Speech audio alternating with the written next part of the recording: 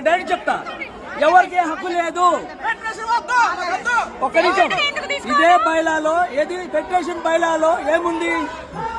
వేరే యూనియన్ అంతర్గత విషయాల్లో వేరే యూనియన్ అంతర్గత విషయాల్లో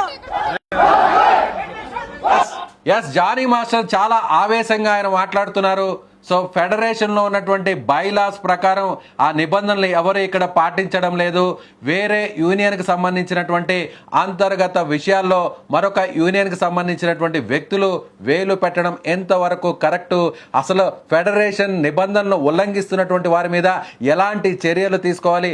ఒక్క మాటలో చెప్పాలంటే అసలు ఫెడరేషనే ఉండాల్సినటువంటి అవసరం ఏముంది ఈ నిబంధనలన్నింటినీ కూడా తుంగలో తొక్కుతున్నప్పుడు అంటూ కూడా ఆయన చాలా ఆవేదన పూరితంగా ఆవేశభరితంగా మాట్లాడుతున్నటువంటి మాటలు ఇది. మొత్తానికి తెలుగు డాన్స్ అసోసియేషన్లో ఇప్పుడు తెలుగు ఇండస్ట్రీలోనే నెంబర్ 1 డాన్సర్స్గా పేరు తెచ్చుకున్నటువంటి జానీ మాస్టర్ అలాగే శేఖర్ మాస్టర్ 2 వర్గాలుగా చీలిపోయి ఒకరినొకరు వాదులాడుకుంటున్నటువంటి దృశ్యాలు ఇప్పుడు తెలుగు సినిమా ఇండస్ట్రీలోనే ఒక పెద్ద వివాదంగా మారినటువంటి పరిస్థితి.